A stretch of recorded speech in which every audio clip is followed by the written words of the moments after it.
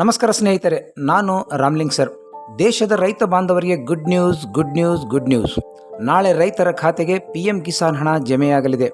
ಹಾಗಾದರೆ ಯಾವ ರೈತರ ಖಾತೆಗೆ ಹಣ ಜಮೆಯಾಗಲಿದೆ ಎಂಬ ಮಾಹಿತಿಯನ್ನು ತಿಳಿದುಕೊಳ್ಳೋಣ ಬನ್ನಿ. ತಮಗೆಲ್ಲ ಗೊತ್ತಿದ್ದ ಹಾಗೆ PM ಕಿಸಾನ್ ಯೋಜನೆಯನ್ನು 2019ರಲ್ಲಿ ದೇಶದ ಬಡ ರೈತರಿಗಾಗಿ ಜಾರಿಗೆ ತರಲಾಗಿದೆ. ಇಲ್ಲಿವರೆಗೆ 18 ಕಂತುಗಳಲ್ಲಿ ಒಟ್ಟು 36,000 ರೂಪಾಯಿ ರೈತರ ಖಾತೆಗೆ ಜಮೆ ಮಾಡಲಾಗಿದೆ.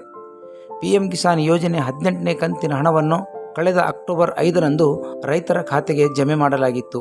ಈಗ PM ಕಿಸಾನ್ ಯೋಜನೆ 19ನೇ ಕಂತಿನ ಹಣವನ್ನು ಫೆಬ್ರವರಿ 24ರಂದು ಬಿಹಾರ ರಾಜ್ಯದ ಬಾಗಲ್ಪುರದಲ್ಲಿ ನಡೆಯುವ ರೈತರ ಕಾರ್ಯಕ್ರಮದಲ್ಲಿ ಬಿಡುಗಡೆ ಮಾಡಲಾಗುವುದು. ದೇಶದ ಪ್ರಧಾನಿ ನರೇಂದ್ರ ಮೋದಿಯವರು DBT ಮೂಲಕ PM ಕಿಸಾನ್ ಯೋಜನೆಯ 19ನೇ ಕಂತಿನ ಹಣವನ್ನು ಬಿಡುಗಡೆ ಮಾಡಲಿದ್ದಾರೆ. ದೇಶದ 9 ಕೋಟಿಗೂ ಹೆಚ್ಚಿನ ರೈತರ ಖಾತೆಗೆ ಈ ಹಣ ಜಮೆಯಾಗಲಿದೆ.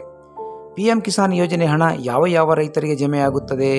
ನಿಮ್ಮ ಪ್ರಶ್ನೆಗೆ ಇಲ್ಲಿದೆ ಉತ್ತರ. PM ಕಿಸಾನ್ ಯೋಜನೆಗೆ ನೋಂದಣಿ ಮಾಡಿಸಿದ ಮಾತ್ರಕ್ಕೆ ಹಣ ಜಮೆಯಾಗುತ್ತದೆ ಎಂದು ಹೇಳಲಿಕ್ಕಾಗುವುದಿಲ್ಲ. ಅದಕ್ಕೂ ಈಗ ಕೆಲವು ಷರತ್ತುಗಳನ್ನು ಮಾಡಲಾಗಿದೆ. ಹೌದು, PM ಕಿಸಾನ್ ಯೋಜನೆಗೆ ನೋಂದಣಿ ಮಾಡಿಸಿದ ಫಲಾನುಭವಿಗಳು EKYC ಮಾಡಿಸಿರಬೇಕು. EKYC ಮಾಡಿಸಿದ್ದರೆ ಮಾತ್ರ PM ಕಿಸಾನ್ ಯೋಜನೆ 19ನೇ ಕಂತಿನ ಹಣ ರೈತರ ಖಾತೆಗೆ ಜಮೆಯಾಗಲಿದೆ. ಒಂದು ವೇಳೆ ನೀವು EKYC ಮಾಡಿಸಿಲ್ಲವಾದರೆ ಕೂಡಲೇ ನಿಮ್ಮ ಹತ್ತಿರದ ರೈತ ಸಂಪರ್ಕ ಕೇಂದ್ರ ಅಥವಾ ಗ್ರಾಮ 1 ಕೇಂದ್ರಗಳಲ್ಲಿ EKYC ಮಾಡಿಸಿಕೊಳ್ಳಬಹುದು. ಇದರೊಂದಿಗೆ ಕೇಂದ್ರ ಅಥವಾ ರಾಜ್ಯ ಸರ್ಕಾರದ ಯಾವುದೇ ಸೌಲಭ್ಯ ಸಬ್ಸಿಡಿ ಪಡೆಯಲು ಆಧಾರ್ ಸೀಡ್ ಮಾಡುವುದನ್ನು ಕಡ್ಡಾಯಗೊಳಿಸಲಾಗಿದೆ. ನೀವು ಯಾವ ಬ್ಯಾಂಕಿನಲ್ಲಿ ಖಾತೆ ಹೊಂದಿದ್ದೀರೋ ಆ ಬ್ಯಾಂಕಿಗೆ ಹೋಗಿ ಆಧಾರ್ ಸೀಡ್ ಮಾಡಿಸಿಕೊಳ್ಳಬೇಕು.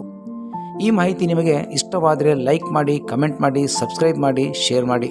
ಮತ್ತೊಂದು ಕುತೂಹಲಕಾರಿ ಮಾಹಿತಿಯೊಂದಿಗೆ ಭೇಟಿಯಾಗೋಣ. ನಮಸ್ಕಾರ.